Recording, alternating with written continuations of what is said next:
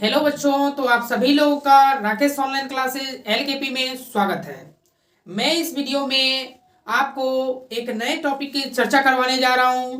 अभी वह topic hidden है, छुपा हुआ है कि क्या होगा, लेकिन इसके बारे में यदि आपको जानना है कि हम लोग कौन सा टॉपिक करेंगे तो वीडियो में थोड़ी देर के लिए बने रहें। ऐसे आपने थंबनेल देख करके आ ही गए होंगे, तो आप बने रहें, बिल्कुल आपको समझ में जरूर आएगा।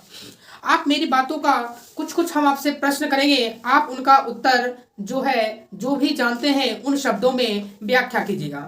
तो हम आपसे प्रश्न यह करना चाहते हैं कि यदि हम कहेंगे आपसे कि हम आपसे कहें कि ये देखिए हमने बाजार से क्या लाया।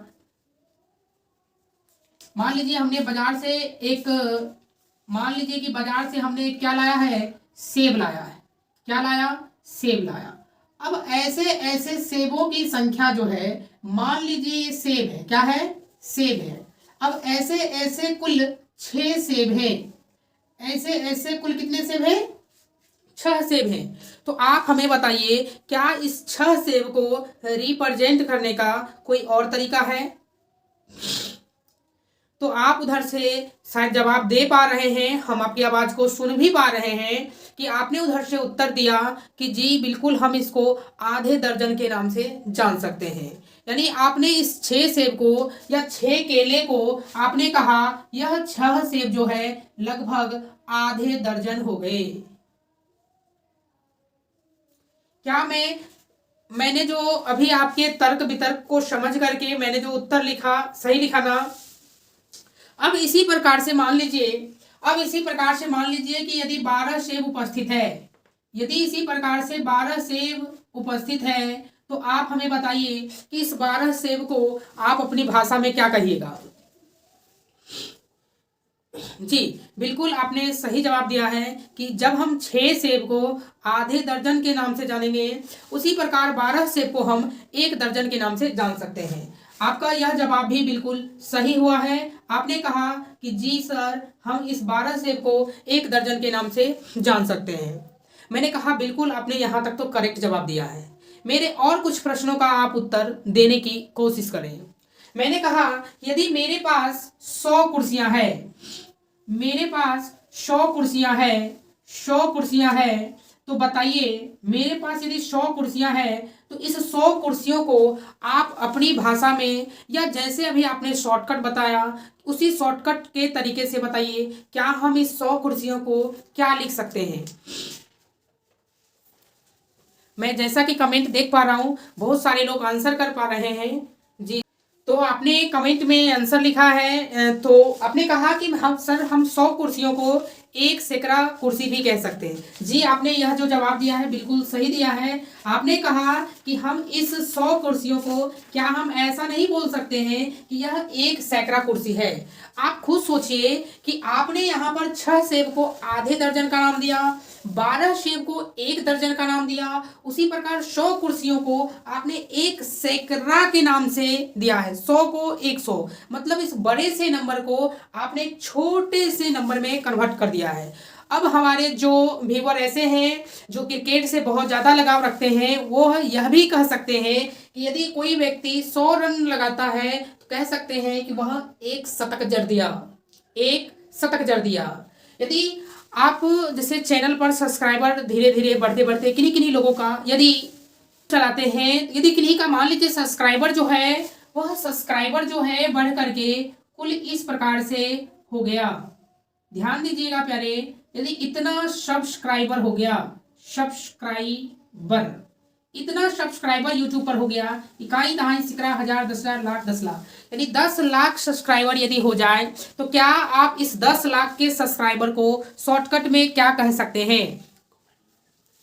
जी बिल्कुल, आपने सही सोचा कि 10 लाख के सब्सक्राइबर को हम शॉर्ट में कह सकता हूं एक मिलियन, 1 मिलियन कह सकते हैं, अर्थात 1 मिलियन सब्सक्राइबर। तो आप कहेंगे सर आप हमें गोल गोल क्यों घुमा रहे हैं, क्यों ना आप इस टॉपिक पे आ जाते हैं? तो देखिए, हम आपको गोल गोल घुमाने का प्रयास नहीं कर रहे हैं, तो सीधे से हम मुद्दे पे आ जाते हैं कि हम आपको इस स्तर के द्वारा क्या समझाने का प्रयास कर रहे हैं। तो इस सभी शब्दों के द्वारा हम आपको यह समझाने का प्रयास कर रहे हैं, यहाँ पे छोटी संख्या थी, 12 थी, जिसको हमने एक के नाम से जाना। यहाँ पर 100 थी जिसको हमने 1 सैकड़ा कहा। यहाँ पे 10 लाख था जिसको हमने 1 मिलियन के नाम से जाना। उसी प्रकार एक नंबर है, एक नंबर है और वह नंबर है 6.022 गुना 10 to the power 23।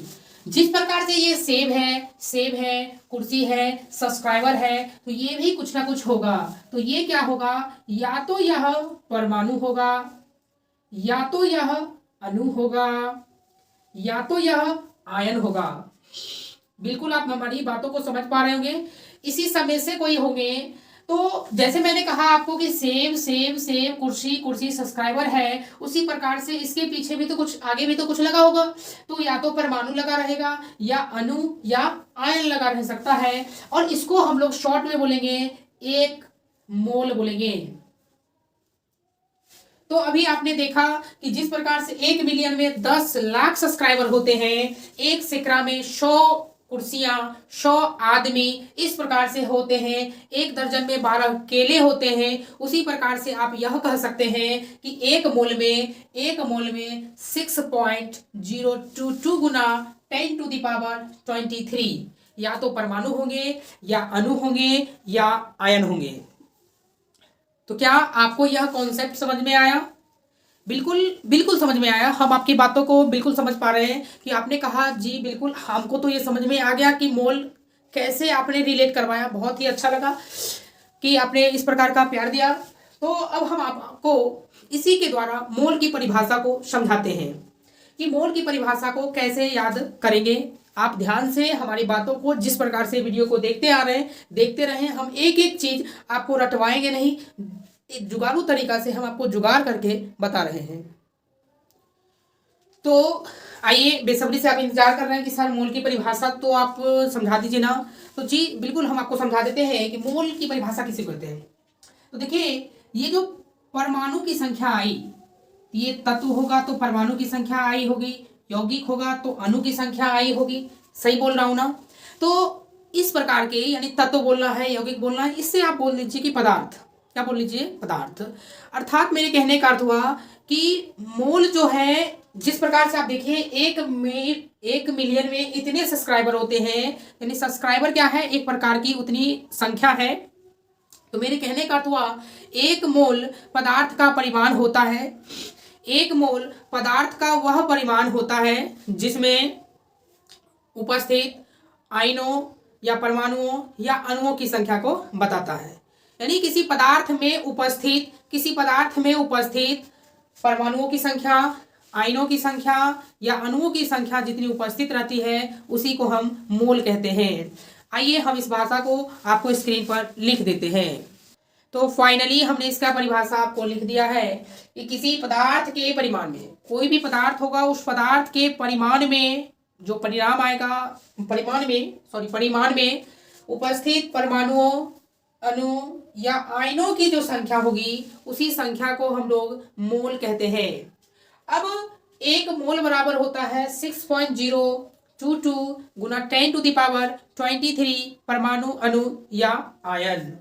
अब आगे चल के जो होता है, यदि आप हमसे जुड़े रहेंगे तो हम अगली वीडियो में इसके आगे की बातों को शेयर करेंगे। तब तक यदि आप हमारे चैनल पर, यदि आप हमारे फेसबुक पे देख रहे हैं तो हमारे channel Rakesh online classes LKP है, आप उसको सर्च करके आप उस पर अपना प्यार जताए रखें। मिलते हैं तब तक नेक्स्ट वीडियो में।